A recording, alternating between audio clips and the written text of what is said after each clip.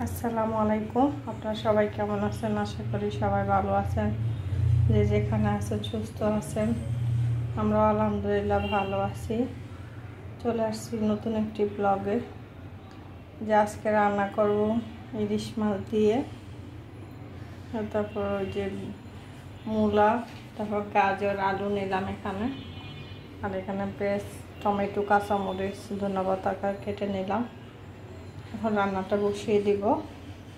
তাহলে রান্নাটা দেখতে থাকুন। যদি আমার রান্নাটি ভালো লাগে, লাইক, কমেন্ট, শেয়ার করবেন, চ্যানেলটি সাবস্ক্রাইব করবেন। তাহলে মূল রান্নায় আসি। যে এখানে তেল দিয়ে দিলাম, আর এই যে এখানে হলুদ, মরিচ, লবণ নিলাম। এই যে ইলিশ মাছটা দিয়ে মাছটা এখন ভেজে নেব। ভেজে নিয়ে তারপর সবজিটা বসাই দেব। যে দেখুন মাছটা সম্পূর্ণ রেডি করে নিলাম। এখন মাছটা দিয়ে দিব।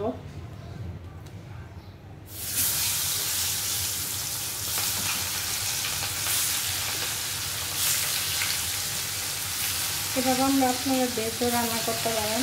আমরা চাইলে ওভাবে না বেজেও সবজি দিয়ে রান্না করা যায়, যে যেরকম পছন্দ করেন।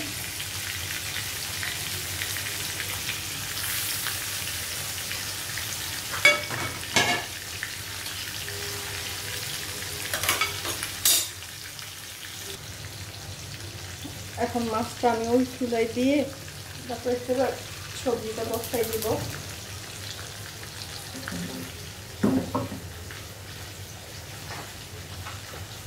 মাছ ভাজিটা কমপ্লিট হয়ে যাচ্ছে, সবজিটা বসাই দিচ্ছি।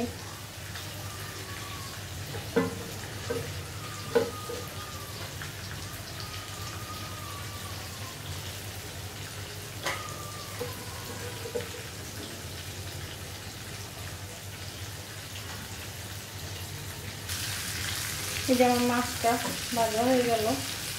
এখন মাছটা চুলা দিয়ে সবজিটা বসাই দিব।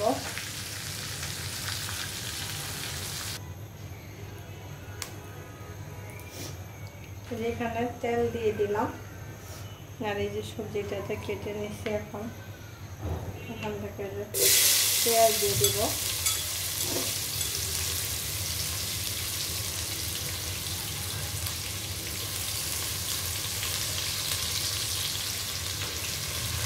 কাঁচামরিচ, টমেটোটা পরে দিব।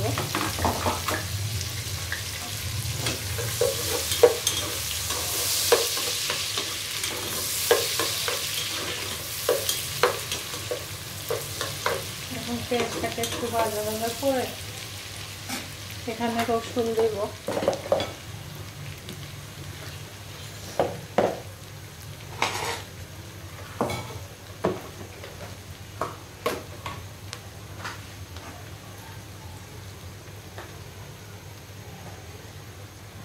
যে রসুন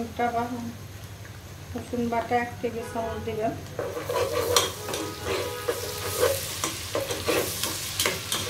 সবজি অনুযায়ী মশলাটা ইউজ করবেন, যে যেটুকু মশলা খেতে চান, কেউ কম মশলা খায়, কেউ বেশি খায়। আমরা যে পরিমাণ খাই সেই কমে দিচ্ছি। আমরা মশলা একদম বেশিও খাই না, কমও খাই না।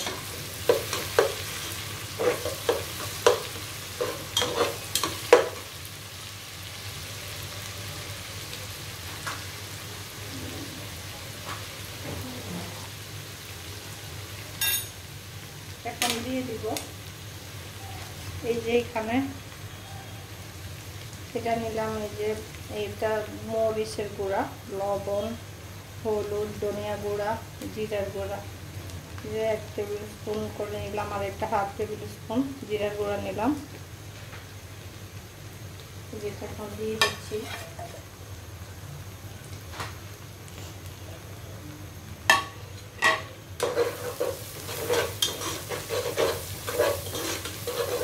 এখন একটু পানি দিব।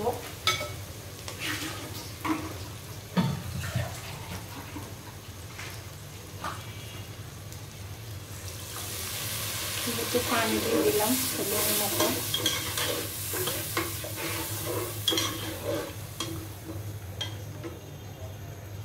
মশলাটাকে একটু কষিয়ে তারপর সবজিগুলো দিয়ে দিচ্ছি।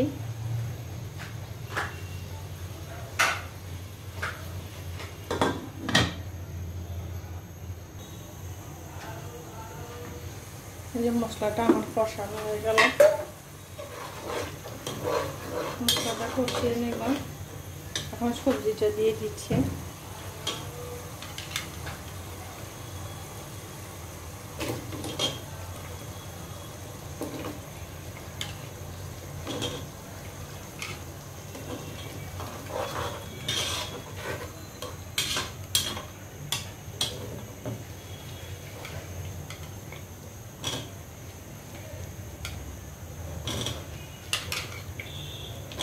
এভাবে ইলিশ মাছ দিয়ে রান্না করতে পারেন।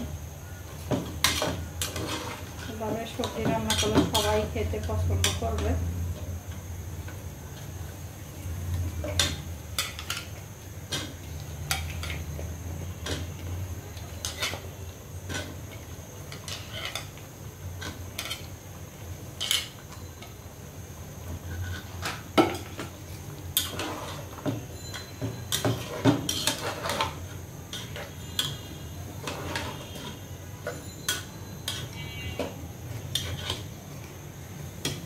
করে টমেটো কাঁচামরিচ দিয়ে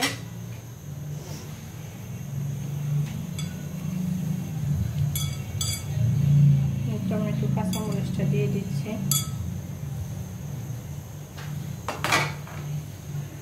দিয়ে ঢাকনা দিয়ে দিব। সবজিটা কষানো হলে তারপর মাছটা দিব। যেখানে একটু পানি দিয়ে দিচ্ছি।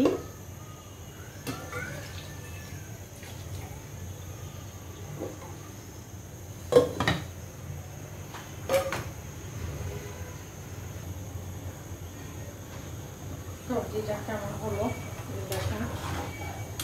আর একটু কষায় হলে তারপর মাছগুলো দিয়ে দিব।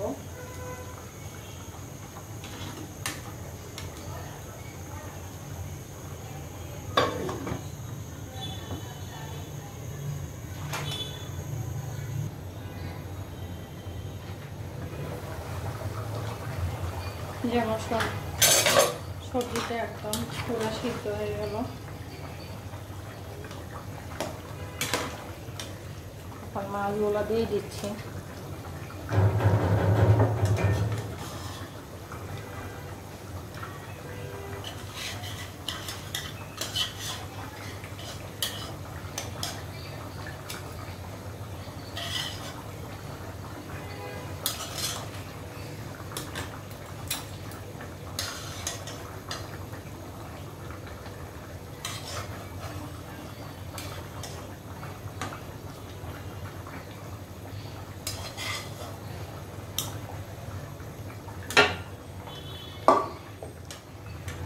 মাছগুলো দেওয়া কমপ্লিট। এখন ওকে একটু পানি দিয়ে দিব।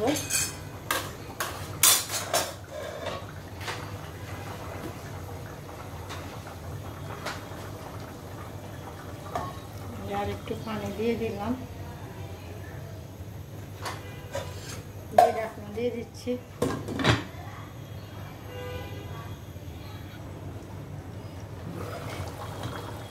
এখন ধনে পাতা দিয়ে দেব।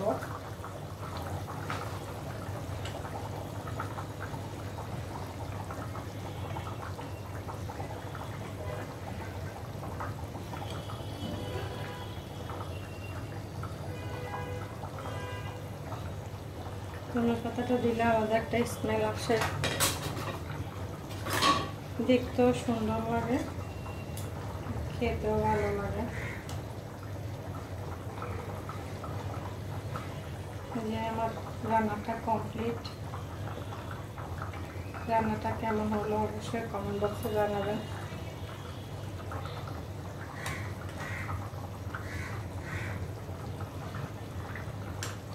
সবাই ভালো থাকবেন, সুস্থ থাকবেন। আজকের মতো এই পর্যন্ত। আল্লাহ হাফেজ।